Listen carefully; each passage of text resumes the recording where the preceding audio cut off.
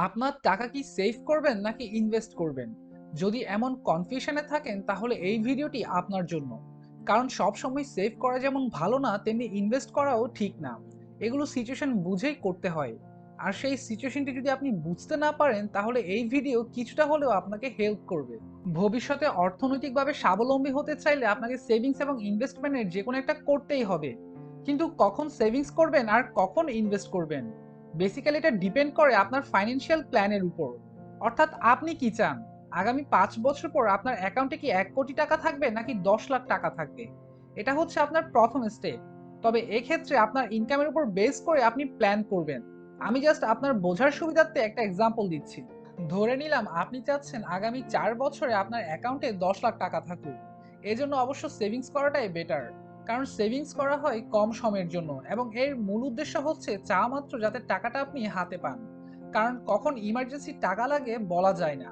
তাই অনেকে ব্যাংকে সেভিংস অ্যাকাউন্ট খুলে টাকা রাখে।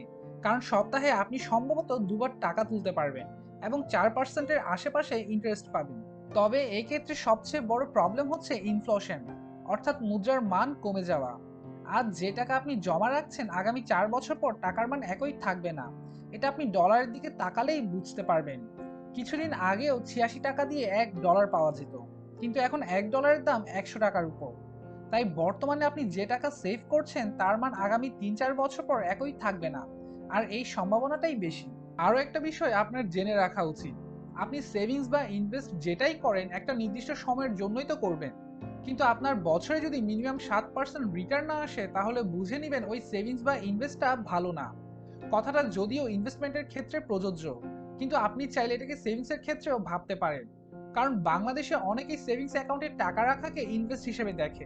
তার কারণ বছরে 4%-এর কাছাকাছি এবং কিছু কিছু ক্ষেত্রে 5%ও ইন্টারেস্ট দিয়ে থাকে।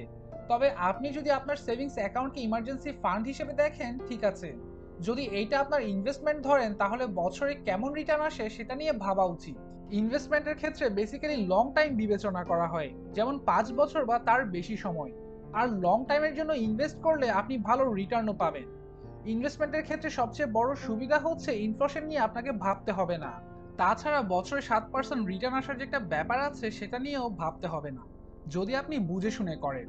কারণ আপনি যদি গত 50 বছরের ওয়ার্ল্ড মার্কেটের দিকে তাকান দেখতে পাবেন শেয়ার মার্কেট এবং গোল্ড থেকে 11%-এর মতো রিটার্ন এসছে, যেটা ইনভেস্টের ক্ষেত্রে খুবই ভালো একটা রিটার্ন। আবার অনেকেই এফডিআর কে ভালো একটা ইনভেস্টমেন্ট হিসেবে দেখে, তবে আমি পার্সোনালি এটার পক্ষে না। কারণ বছরে 4-5%-এর কাছাকাছি একটা রিটার্ন আসে এবং অনেক সময় আরো কম, যেটা খুব একটা ভালো বিষয় না। কিন্তু ইনভেস্টের ক্ষেত্রে সবচেয়ে ভয়ের বিষয় হচ্ছে রিস্ক। আপনি যদি বুঝে শুনে ইনভেস্ট করেন এবং ভালো রিটার্ন পান তো ভালোই, কিন্তু আপনি যদি অন্যের দেখা দেখি বা না বুঝে ইনভেস্ট করেন তখন পুরো টাকাটাই জলে যেতে পারে। তাই ইনভেস্ট করার জন্য কোন কোন বিষয় খেয়াল রাখা উচিত জানতে চাইলে কমেন্ট করে জানান, আমি অবশ্যই একটা ভিডিও বানাবো। তবে আমাকে যদি প্রশ্ন করা হয় আমি সেভিংস এবং ইনভেস্ট দুটোই করব। এক্ষেত্রে ফাইন্যান্সিয়াল প্ল্যান অনেক ইম্পর্টেন্ট। আমি যেহেতু সেভিংসকে ইমার্জেন্সি ফান্ড হিসেবে দেখি, আগামী 6 মাস বা 1 বছরের প্রয়োজন হবে এমন টাকা সেভিংস অ্যাকাউন্টে জমা রাখবো। আবার এ টাকা নাও লাগতে পারে।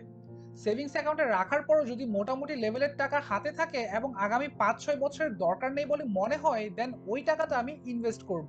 আমার প্ল্যানের সাথে হয়তো আপনার প্ল্যান নাও মিলতে পারে, বাট যাই করুন বুঝে শুনে করুন। টাটা।